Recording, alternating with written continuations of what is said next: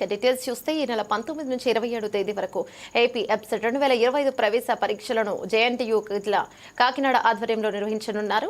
Engineering, వ్యవసాయ, pharma వంటి కళాశాలలో ప్రవేశం నిమిత్తం ప్రవేశ పరీక్షలను నిర్వహించనున్నారు. శుక్రవారం దీనికి సంబంధించి వివరాలను కాకినాడ జేఎన్టీయూలోని వైస్ ఛాన్సలర్ ఛాంబర్లో మీడియా సమావేశాన్ని నిర్వహించి వివరాలను వెల్లడించారు. ముందుగా ఏపీ ఎబ్సెట్ 2025 కన్వీనర్ వివి సుబ్బారావు వివరాలను వెల్లడించారు. ఈ నెల 19, 20 తేదీలో వ్యవసాయ, ఫార్మా విద్యార్థులకు, 21 నుంచి 27 వరకు ఇంజనీరింగ్ విద్యార్థులకు ఈ పరీక్షలను ఉదయం 9 నుంచి 12 గంటల వరకు, మధ్యాహ్నం 2 గంటల నుంచి 5 గంటల వరకు రాష్ట్ర వ్యాప్తంగా 145 కేంద్రాల్లో నిర్వహిస్తున్నామని చెప్పారు. జేఎన్టీయూకే వైస్ ఛాన్సలర్ మరియు సిఎస్ఆర్కే ప్రసాద్ మాట్లాడుతూ విద్యార్థులపై తల్లిదండ్రులు ఒత్తిడి పెంచవద్దని, పరీక్ష హాజరైన వారందరికీ వారి ప్రతిభను బట్టి ఆయా కళాశాలలో సీట్లు లభిస్తాయన్నారు. ఆందోళన చెందకుండా పరీక్ష ముందు రోజు రాత్రి ప్రశాంతంగా నిద్రపోవాలన్నారు. ప్రస్తుతం ఇంజనీరింగ్ కళాశాలలో ఉన్న సీట్ల సంఖ్య పెరిగిందని, అందువల్ల విద్యార్థులందరికీ సీట్లు అందరికీ వస్తాయని వీసీ అన్నారు. ఈ సమావేశంలో rector KV Ramana, OSDB Koteswararao, సిబ్బంది తదితరులు పాల్గొన్నారు. OST professor D Koteswararao, media మిత్రులందరికీ నా నమస్కారం. Andhra Pradesh AP engineering and agricultural pharmacy common entrance test 2025 బాధ్యతను కండక్ట్ నిర్వహించే బాధ్యతను జేఎన్టీయూ కాకినాడ ఈ ఈఏపీ సెట్ను ఎర్లియర్ మాకు ఎంసెట్ అనేవాళ్ళము. అప్పుడు మెడిసిన్ కూడా ఉండేది. ఇది 9వసారి కండక్ట్ చేస్తున్నాం. 8 సార్లు సక్సెస్ఫుల్గా కండక్ట్ చేసాము. అందువల్ల గవర్నమెంట్ యూనివర్సిటీ సర్వీసెస్ని, ఎఫిషియన్సీని గుర్తించి మళ్ళీ ఈ ఏడాది 2025 కూడా జేఎన్టీయూ కాకినాడకి ఇవ్వడం జరిగిందండి. ఈ టెస్ట్ మామూలుగా Andhra Pradesh state council of higher education నిర్వహించాల్సింది, Kakinada నిర్వహిస్తుందంటే ఈ ఎగ్జామినేషను మే 19 నుంచి 27 వరకు 14 సెషన్లు, అంటే ఉదయం సెషను, మధ్యాహ్నం ఒక సెషన్ అండి. ఉదయం సెషన్ ఏమో 9 నుంచి 12 గంటల వరకు, మధ్యాహ్నం సెషన్ ఏమో 2 గంటల నుంచి 5 గంటల వరకు నిర్వహించారు. 418 మంది స్టూడెంట్స్ ఇప్పుడు వరకు రిజిస్ట్రేషన్ చేసుకున్నారు. ఈరోజే 10,000తో పైనతో కూడా లాస్ట్ డే అండి. అయితే ఇందులోనే 2 స్ట్రీమ్స్గా ఎగ్జామినేషన్ కండక్ట్ చేయడం జరుగుతుందండి. అగ్రికల్చర్ అండ్ ఫార్మసీ ఒక ఎగ్జామ్ అండి, రెండవది ఇంజనీరింగ్ స్ట్రీము మరొక ఎగ్జాము. మనకి అగ్రికల్చర్ అండ్ ఫార్మసీకి 51,814 మంది స్టూడెంట్స్ రిజిస్టర్ చేసుకున్నారు.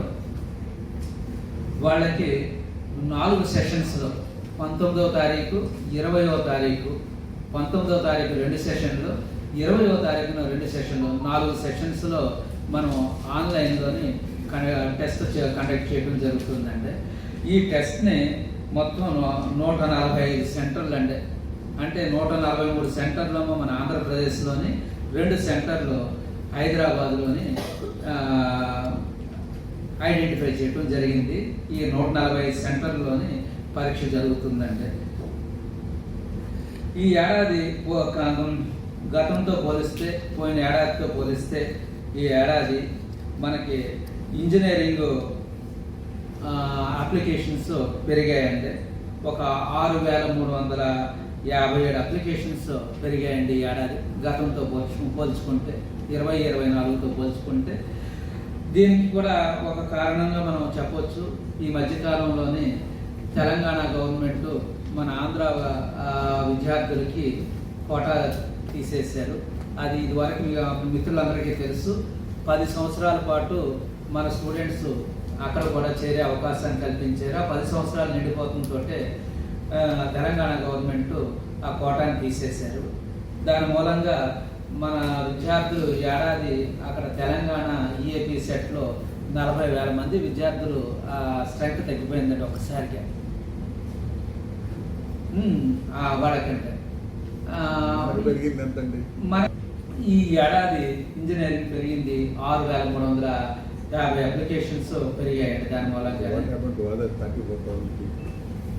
మెరిట్ కోటాలోనే సీట్లు తెచ్చుకోవాల్సి ఉంటుంది మన విద్యార్థులు కూడా.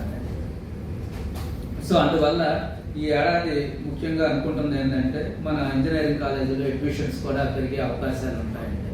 ఇక్కడ 6,300 మంది విద్యార్థులు రిజిస్ట్రేషన్స్ పెరిగి అలాగే అడ్మిషన్స్ కూడా తప్పకుండా పెరుగుతాయని మీకు చెప్పడం జరుగుతుందంటే రిలీజ్ చేయడం జరిగిందంటే అప్లికేషన్స్ మేము 15/3/25 నుంచి విద్యార్థులకి అప్లికేషన్ డౌన్లోడ్ చేసుకునే వెసులుబాటును కల్పించామంటే ఆన్లైన్లో అప్లై చేసి అంటే నేను అన్నాను, నేను ప్రస్తుతం మాట్లాడడానికి సరైనటువంటి అవగాహన కానీ ఏం చేయాలనేది చెప్పడానికి కూడా నాకు అవగాహన లేదు. కాబట్టి నువ్వు వెళ్ళి అవుతుంది, జస్ట్ ఓన్లో రిలీజ్ చేయండి, జాయిన్ అవుతున్నాడని. కానీ ప్రస్తుతం తర్వాత కలుద్దామని చెప్పాను. ఎప్పటి నుంచి అనుకున్నాను కానీ ఇంకా టైం రాలేదేమో అని ఆగాను నేను. కారణం ఏంటంటే జేఎన్టీ కాకినాడలో అసలు విషయాలు ఏమున్నాయి, ఇంకా నేను పనిచేసినంత చదువుకున్నది పనిచేసినంత సెంట్రల్ గవర్నమెంట్ ఇన్స్టిట్యూషన్. అక్కడ ప్రొసీజర్స్ ప్రాక్టీసెస్ అన్నీ వేరుగా ఉంటాయి. ఇది state government university. State government యూనివర్సిటీలో ప్రొసీజర్ వేరుగా ఉంటుంది. ఇక్కడ స్టేట్ గవర్నమెంట్ రూల్స్ ఉంటాయి, అక్కడ సెంట్రల్ గవర్నమెంట్ రూల్స్ ఉంటాయి. సో అక్కడ పనిచేసే వాతావరణం వేరే, ఇక్కడ పనిచేసే పద్ధతులు అన్నీ కొంచెం తేడాగా ఉన్నాయి. సో దానివల్ల వీటిని మనము అర్థం చేసుకొని ఆ తర్వాత యూనివర్సిటీ కోసం దీన్ని భద్రగా ఎలా డెవలప్ చేయాలి అంటే కొంచెం టైం పడుతుంది. సో అందువల్ల గత 3 నెలలు కాలేదు, ఇంకా 3 నెలలు అవుతుంది. ఈ 3 నెలల్లో చేసిన పని ఏంటంటే ప్రతిదాని గురించి అర్థం చేసుకొని ప్రయత్నిస్తున్నాను, స్టడీ చేస్తున్నాను. కొన్ని అర్థమైనవి, ఇంకా కొన్ని అర్థం కావాల్సినవి ఉన్నాయి. కొన్ని మంచి పద్ధతులు ఉన్నాయి, మంచి పద్ధతులు కంటిన్యూ చేస్తాం. కొన్ని ఏమన్నా మార్పులు చేయాల్సినవి కొన్ని ఉన్నాయి. ఇవన్నీ చేసిన తర్వాత నేను జూన్లో వద్దాం అనుకున్నాను. మీకు ఈలోపు అనుకోకుండా సుబ్బారావు గారు ఎంసెట్ గురించి ప్రెస్ మీట్ పెట్టాలని సరే పెట్టండి అన్నాను. సో దానికి మళ్ళీ ఇంకోసారి కలుద్దాం మనందరం కలిసి. అప్పుడు నేనేమనుకున్నాను, ఎలా చేద్దాము, యూనివర్సిటీ డెవలప్ చేయడానికి ఏంటి అనేది వాళ్ళు మాట్లాడుతున్నాం. అట్లాగే మీ నుంచి కూడా నాకు సలహాలు కావాల్సి వస్తుంది, సహాయం కూడా కావాల్సి వస్తుంది. కొంతమంది ప్రస్తుత మిత్రులు 1-2 నాకు పంపిస్తూ ఉన్నారు సజెషన్స్.